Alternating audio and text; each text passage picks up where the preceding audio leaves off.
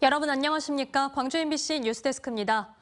광주시가 군공항 이전 예정 지역으로 거론된 무안군을 찾아 두 번째 군민 설득 작업에 나섰습니다. 반대 단체들이 맞불 집회를 열었지만 정해진 시간을 다 채우지 못하고 끝냈던 1차 때와는 달리 이번에는 정해놓은 홍보 활동을 모두 마쳤습니다. 김영찬 기자가 취재했습니다. 광주시가 군공항, 민간공항 동시 이전 설득을 위해 일주일 만에 무안군을 찾았습니다. 고광한 행정부시장과 광주시청 공무원 30여 명은 지난번과 같이 강기정 시장이 쓴 약속의 편지와 함께 홍보물을 전달했습니다. 한 달에 3만 원에서 6만 원까지 소음 피해 보상도 계속 월 그렇게 드립니다. 광주시가 두 번째로 찾은 무안군 망원면은 지난달 군공항 소음 토론회에서 군공항 이전 시 최적의 장소로 꼽히는 곳입니다. 군공항 이전을 반대하는 군민과 무안군청 소속 공무원 등 100여 명도 같은 장소에서 맞불 집회를 열었습니다. 무조건 막연하게 그 여론 호도하고 국민들을 갈라치기 하고 이거 지금 그런 형태가 되지 않습니까? 그러니까요. 저희가 지난번에도 토론을 하자고 그랬는데 어쨌든 참여를 안 하셨고 앞으로도 그러니까 이런 데도 그렇게 얘기를 하라니까 이런 데다가. 그러니까 이제 저희가 편지를 보낸 거죠. 그러나 지난 1차 홍보 활동이 반대 측의 반발로 예정된 40분의 절반도 채우지 못한 채 10분 만에 끝난 반면 이번에는 계획한 홍보 활동을 모두 끝낸 것이 변화라면 변화입니다. 그래서인지 무안군 주민들도 찬반 의견을 가감없이 드러냈습니다. 근데 이것은 지자체끼리 하라고 이렇게 놔둔 것 같은데 이건 중앙정부에서 국책으로 돌려서 해야 되는 그것은 맞는 말 같아요. 그다음 지자체끼리 하기에는 뭐 예산 문제라든지 도지사나 군수나 시장이나 다 못해서 3자 되면 해서 대안을 해줘야 국민들한테 피해가 안 가게끔 해줘야지 무조건 반대해서는 안 된다 이 말이에요. 광주시는 다음 달에도 무안군 7개 면을 돌며 통합공항 이전 홍보 활동을 계속 해나간다는 계획입니다. 무안에서 두 번째로 열린 통합공항 이전 홍보활동 캠페인은 물리적 충돌 없이 끝났지만 여전히 해결의 실마리는 찾지 못했습니다. MBC 뉴스 김영창입니다. 제22대 국회가 오늘 기대 속에 공식 개원했습니다. 임기를 시작하는 광주 8명의 국회의원들은 광주 발전과 정권 재창출을 위해 원팀으로 움직이겠다고 약속했습니다. 주현정 기자입니다. 제22대 국회 임기를 시작하는 광주 8명의 국회의원들이 하나 될 것을 약속했습니다. 국회 공식 등원에 앞서 시민 앞에 나란히 선 이들은 앞으로 4년 의정활동의 방점을 광주 발전과 정권 재창출에 찍었습니다. 제21대 국회보다 더욱 분발해서 원팀 정신으로 당면한 지역 현안을 해결하겠습니다. 지역적인 이익이 아닌 광주 지역 경제 조약과 현안 해결을 위한 예산 확보에 집중하겠습니다. 정치적 효능감을 주는 국회가 되겠다며 희망하는 상임위원회도 지역 현안에 속도감을 낼 수 있도록 중복 없이 전략적으로 배분했다고 밝혔습니다. 가장 우선적으로 내놓을 이른바 1호 법안 계획도 다양합니다. 광주 통합공항 이전과 인공지능, 친환경 자동차 실증도시 안착 관련 입법부터 지역 투자 유치를 촉구하고 5.18 성폭력을 국가폭력으로 규정하는 법안까지 당면한 지역 현안 해결과 미래 먹거리 육성에 집중됐습니다. 그러면서 8명 각각의 의원들이 첫 대표 발의하는 법안에 나머지 7명 모두가 공동 발의자의 이름을 올려 법안 통과에 힘을 싣겠다고도 밝혔습니다. 정부 예산안 심사에 칼자루를 쥔 예결특위와 조정소위에서의 광주 목 확보도 자신했습니다. 아예 예결특위에 들어가서 소위까지 안동으로까지 참여하는 것은 특히 광주 현안과 관련된 법안은 공동 발의에 참여하기로 이미 지난번에 저희가 합의를 했던 상태입니다. 새롭게 출범한 국회에 지역민들이 거는 기대가 큽니다. 광주 지역이 굉장히 민주당의 텃밭인 것으로 알고 있는데 좀 저희 지역에 투자를 많이 해주셔서 인구도 늘릴 수 있도록 해주셨으면 좋겠고. 다만 입법 추진과 예산 확보 과정에서 초선의 한계는 분명할 수밖에 없다는 걱정도 있습니다. 초선하신 분들이 일단 뽑아줬으니까 노력은 하셔야 돼. 피눈물 날은. 우리도 이렇게 24시간 노력하고 있는데 그분은 진짜 48시간 노력을 해야 된다고 광주를 위해서 나는. 광주 발전과 정권 재창출을 위해 한 몸으로 뛰겠다는 광주 국회의원들의 약속을 시민들은 지켜보고 있습니다. MBC 뉴스 주현정입니다.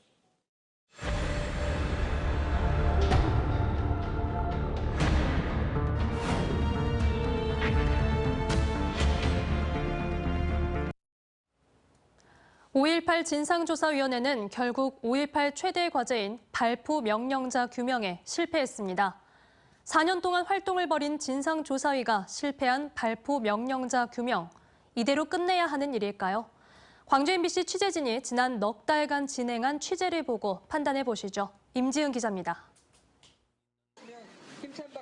5.18 40주년을 맞아 출범한 진상규명조사위원회는 출범 때만 하더라도 자신만만했습니다. 지난 40년 동안 축적된 자료를 토대로 자국민에게 총을 쏘라고 명령한 자가 누구인지를 찾아낼 수 있을 것이라고 장담했습니다. 조사 계획서를 작성할 때 밑그림으로 활용할 수 있도록 하는 작업을 모두 완료해놨습니다. 하지만 이런 장담, 기대와는 달리 5.18 조사위는 과제를 풀어내지 못했습니다. 진상불능 결정을 내린 것입니다. 기대에 부응하지 못했고 실망을 시켜드린 점에 대해서 위원회를 책임지고 있는 위원장으로서 우선 사과의 말씀부터 드리겠습니다. 그러는 와중에 전두환은 사과나 책임을 인정하지 않은 채 죽었습니다. 5.18 발포 명령자로 의심되는 전두환이 사망하면서 전두환의 이 발언에 대한 사과는커녕 책임도 묻지 못하게 됐습니다. 그거는 총기를 들고 일어나는 하나의 그 폭동이야. 근데 그러니까 개헌군이기 때문에 개헌군을 진압하지 않을 수 없잖아요. 4년간의 활동을 끝낸 5.18 조사위는 다음 달 발포명령 진상규명 불능 딱지가 붙은 종합보고서 발간을 앞두고 있습니다. 정녕 이렇게 영구미제로 남겨야 하는 문제일까 싶은 광주 MBC 취재진은 올해 초부터 미국의 전직 관료들을 찾아 나섰습니다. 그 결과 5.18 당시 미국 국무부 한국과장을 지낸 로버트 리치 씨를 찾아냈습니다. 알고 보니 5.18 판도라의 상자로 여겨지는 체로키 파일의 실제 작성자이기도 했던 로버트 리치 씨는 올해 93살의 나이에도 불구하고 44년 전 광주 상황을 세세하게 기억하고 있었습니다. Do you have any information regarding who gave the shoot to kill order in Korea? You mean earlier or later? 취재진이 5.18 발포 명령자가 누구였는지를 물었는데 그것이 1980년 5월 21일 전남도청 앞 집단 발포인지 5월 27일 전남도청 진압 당시의 집단 발포인지를 되물을 정도로 광주의 상황을 정확하게 파악하고 또 기억하고 있다는 말입니다. 그러면서 던진 한마디. I've always assumed that it was largely the local commander, but it...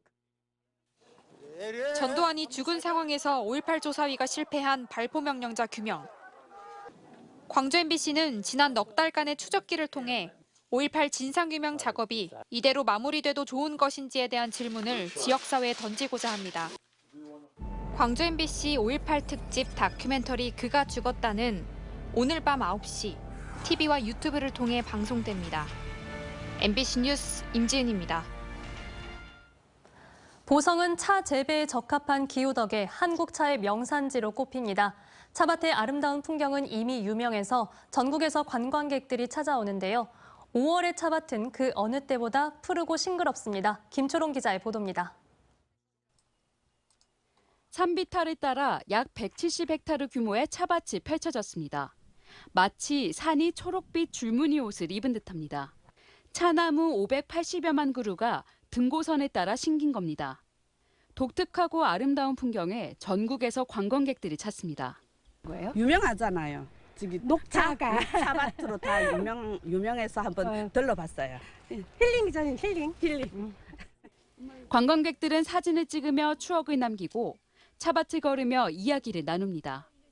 자연 속에서 어른들도 아이들도 즐거운 시간을 보냅니다.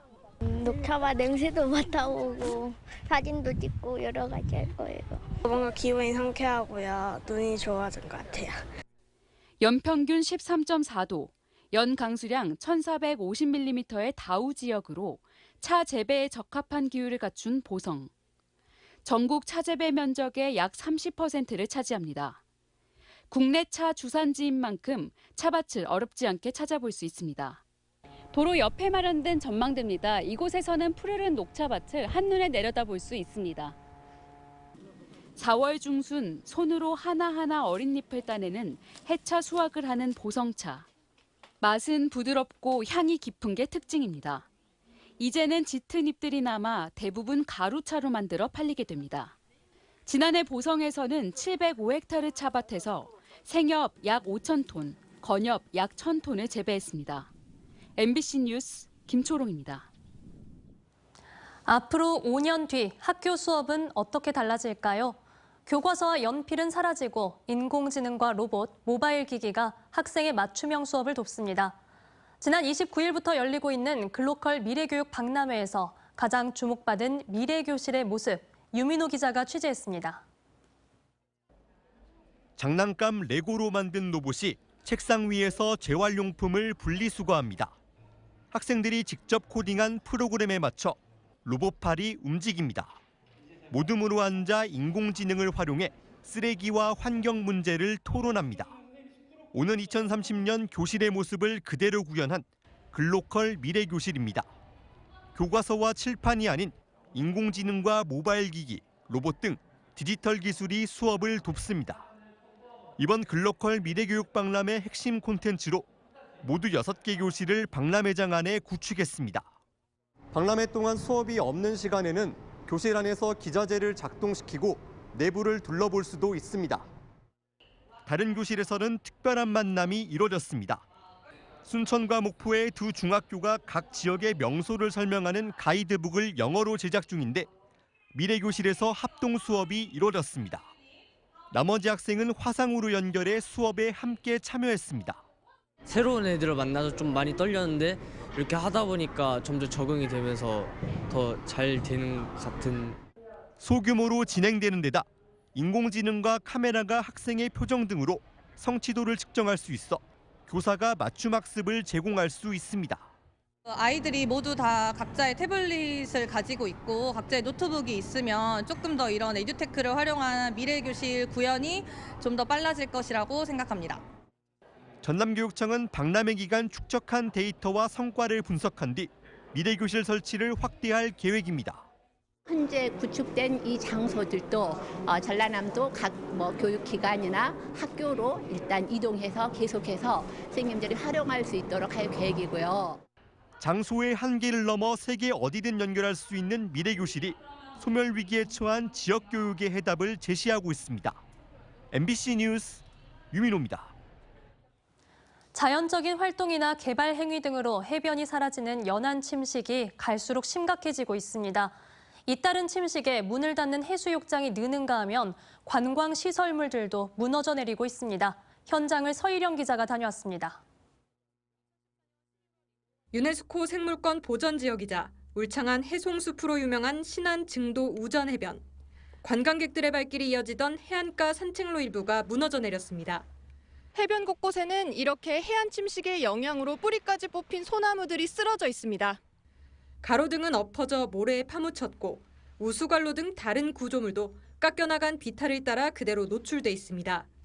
인근의 또 다른 해변도 사정은 마찬가지입니다. 바닷가 근처 언덕까지 깎여나가면서 해안가 도로 옆은 아슬아슬한 절벽이 돼버렸습니다. 인공 구조물로 인한 파도 흐름 변화와 온난화로 인한 해수면 상승, 잦은 태풍 등으로 인한 침식이 갈수록 심해지는 겁니다. 해년마다 그게 가중됐겠죠. 이러다가 도로까지 침범하겠다 싶을 정도로 좀 심해요. 지금 현재 모래 양보다 2m, 3m가 정도 더 있었는데 지금 현재는 그 모래가 다 사라지고 다 깎여가지고 지금 해수욕장이 그 갯벌만. 환경운동단체가 지난 2월부터 2달간 전국 주요 해변 54곳을 현장 조사한 결과 30%가 넘는 18곳에서 이 같은 2m 이상의 침식면이 발견됐습니다. 대부분 대규모 발전소 시설이나 항만 시설 이런 곳 이렇게 인위적인 개입이 들어간 연안 환경 주변에서 주로 발생했고요. 기후변화 영향으로 인해서 가속화될 것 같아서 이 같은 상황에 정부도 연안관리법에 따라 지난 2000년부터 10년 단위로 연안정비 계획을 수립해 침식 피해 대응에 나서고 있습니다. 현재까지 진행된 1, 2차 사업에 투입된 돈은 1조 1,819억 원, 앞으로 2조 800억여 원이 더 투입돼야 하는 상황입니다. 하지만 일부 해변에선 제대로 된 원인 파악 없이 땜질식으로 진행된 복구 사업이 또 다른 침식을 불러오는 악순환으로 이어지고 있습니다. 환경 영향 평가가 제대로 이루어지지 않기 때문에 예를 들어서 강릉의 안인항부터 하시동 안인사구 사이에 있는 해안 쪽에서 다른 지역의 영향을 고려하지 못해서 다른 지역에서 연속적으로 침식이 일어나서 또 문제가. 지난 2022년 기준 해수부에서 실시한 연안 침식 실태 조사에 따르면 국내 360개 해안 가운데 침식 우려 심각 단계는 절반에 가까운 44.7%로 나타났습니다. MBC 뉴스 서희령입니다. 지방선거 직후 선거 사무원 등에게 식사를 제공한 혐의로 기소된 이상철 곡성 군수에 대한 직위 상실형이 확정됐습니다. 대법원 2부 김상환 대법관은 공직선거법 위반 혐의로 기소된 이 군수에 대한 상고심에서 벌금 200만 원을 선고한 원심 판결을 확정했습니다. 이 군수는 1심에서 벌금 90만 원을 선고받았지만 2심 재판부는 비교적 큰 금액의 식사 대접이 있었고 각자 식비를 부담하는 것처럼 연출하는 등 가담 정도가 소극적이지 않다고 판단해 1심보다 가중 처벌했습니다. 더불어민주당 전당대회 돈봉투 의혹으로 구속된 송영길 소나무당 대표가 오늘 석방된 가운데 첫 공식 일정으로 내일 광주를 찾아 국립 5.18 민주묘지를 참배합니다.